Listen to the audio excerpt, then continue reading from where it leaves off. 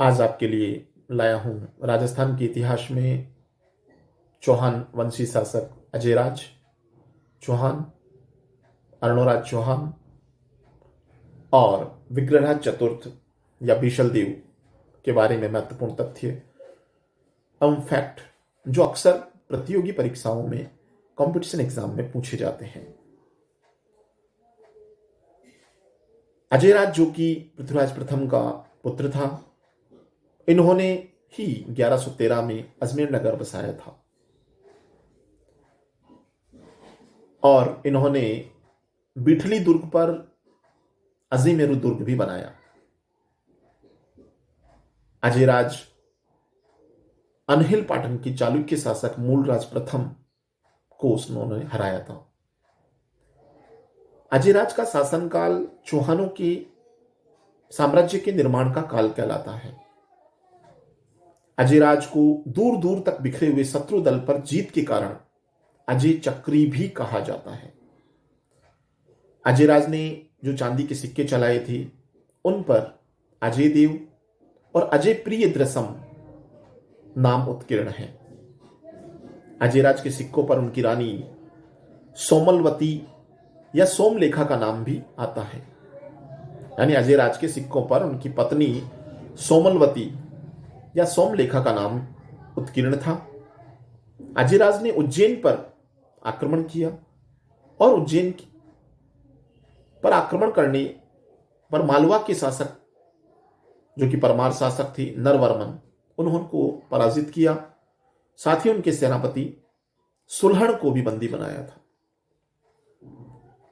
1130 में अजयराज ने अपने पुत्र अर्णोराज को सत्ता सौंप दी और वो पुष्कर के पास जाकर तपस्या करने लगे। अजयराज ने तारागढ़ दुर्ग जो कि अजयमेरू दुर्ग, अरावली का अरमान और राजपुताना की कुंजी भी कहलाता है, इसका निर्माण करवाया। बिशप हैबर ने इस दुर्ग को राजस्थान का जिब्राल्टर कहा या राजस्थान की जिब्राल्टर की संज्ञा दी तारागढ़ को।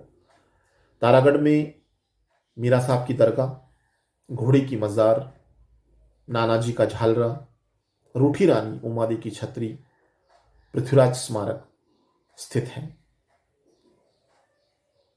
यहां पर शाहजहां के पुत्र दारा सिकोह का जन्म हुआ। धौलपुर युद्ध में औरंगजेब से परास्त होकर उन्होंने यहां शरण ली थी। अजयराज शैव धर्मावलंबी थे। अब आते हैं दूसरे शासक अर्णोराज, जिन्हें कि अन्नाजी भी कहा जाता है। 1133 से लेकर 1150 तक उन्होंने शासन किया। 1133 में उनका राज्याभिषेक हुआ। अर्णोराज ने महाराज अधिराज, परमेश्वर और परम भट्टारक की उपाधियां धारण की। 1137 में चंद्रावती नदी का जल रोककर अनासागर बांध का निर्माण करवाया, जिसके बारे में कहा जाता है कि तुर्की सेना के संहार के बाद खूनी रंग से रंगी धरती को साफ करने के लिए इस झील का निर्माण करवाया। एक्चुअल में अनासागर झील है, बांध नहीं है। और यह उल्लेख मिलता है बिजोलिया शिलालेख से। पृथ्वीराज रासो भी इस झील का निर्माण 1135 से 1137 ईस्वी के बीच होना मानते हैं। इसके पास शाही बाग, जिसे दौलत बाग भी कहा जाता है, जो वर्तमान में सुभाष उद्यान के नाम से प्रसिद्ध है। यहीं पर नूरजहां, जिसका मूल नाम मेहरुनिस्सा था, उसकी मां अस्मत बेगम ने गुलाब के इत्र का आविष्कार किया था। झील के किनारे जहांगीर के पुत्र शाहजहां ने 5 बारहदरी का निर्माण करवाया। अर्णोराज ने पुष्कर में वराह मंदिर का निर्माण भी करवाया। देवबोध और धर्मघोष जो कि साहित्यकार थी, अर्णोराज के दरबार में आश्रय प्राप्त करते थे।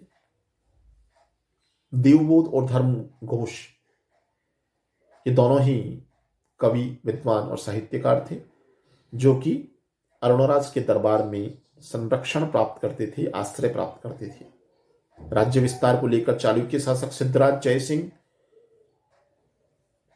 से अर्णोराज का युद्ध हुआ। चालुक्य शासक पराजित हुआ और संधि स्वरूप जयसिंह ने अपनी पुत्री कंचन देवी, जिन्हें कांचन देवी भी कहा जाता है, का विवाह अर्णोराज से किया। बिजुलिया शिलालेख के अनुसार 1145 ईस्वी में आबू के निकट कुमारपाल चालुक्य ने अर्णोराज को पराजित किया था। अर्णोराज ने अपनी पुत्री जलहण का विवाह कुमारपाल से किया। अर्णोराज के बड़े पुत्र जगदेव ने अपने पिता की हत्या की। यानी चौहानों में यदि कोई पितृहंता कहलाता है तो वो है जगदेव चौहान। जगदेव के अल्प शासन के बाद विग्रहराज चतुर्थ, जो कि बीसलदेव के नाम से भी जाने जाते हैं, शासक बने। उन्होंने 1153 से लेकर 1163 ईस्वी तक शासन किया और उनका काल चौहानों का स्वर्ण काल कहलाता है। बीसलदेव स्वयं विद्वान थे,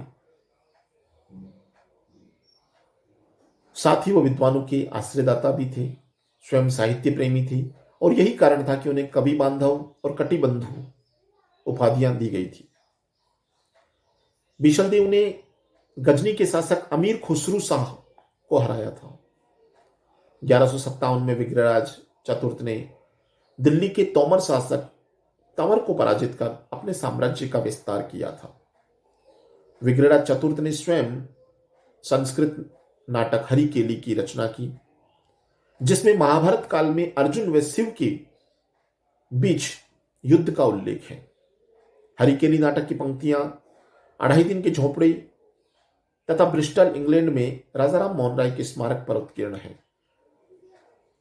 विग्रहराज चतुर्थ ने अपने दरबार में सोमदेव, जिसने ललित विग्रहराज की रचना की थी, विग्रहराज और इंद्रपुरी की राजकुमारी देशल देवी के बीच प्रेम संबंध की काल्पनिक रचना है। नरपति नल्हे ने बीसलदेव राशो की रचना की, जिसमें विग्रहराज एवं परमार राजा भोज की पुत्री राजमती के प्रेम संबंधों का वर्णन है। विग्रहराज ने 1153 ईस्वी में एक संस्कृत पाठशाला बनवाई, जिसमें हरिकेली नाटक उत्कीर्ण करवाया गया। बीसलदेव ने बीसलपुर कस्बा भी बसाया, जो कि टोंक जिले में स्थित है। यहीं पर बीसल सागर तालाब का निर्माण भी बीसलदेव ने करवाया। विग्रहराज चतुर्थ अपने दरबारी विद्वान धर्म घोषुरी के कहने पर एकादशी या 11 के दिन पशुवध पर प्रतिबंध लगाया। यानी चौहान शासक विग्रहराज चतुर्थ अपने दरबारी धर्म घोषुरी के कहने पर उन्होंने 11 के दिन, एकादशी के दिन पशुवध पर प्रतिबंध लगा दिया।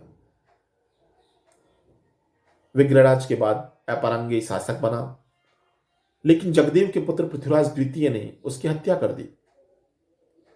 पृथ्वीराज द्वितीय की निसंतान मृत्यु होने के कारण उसकी चाचा सोमेश्वर, जो कि अर्णोराज का पुत्र और विग्रहराज चतुर्थ व अपरांगे का छोटा भाई था, शासक बना। सोमेश्वर का विवाह कलचुरी की राजकुमारी कर्पूरी देवी से हुआ। कर्पूरी देवी दिल्ली के शासक अनंगपाल तोमर की पुत्री थी और इसी से पृथ्वीराज तृतीय और हरिराज 2 पुत्र हुए थे।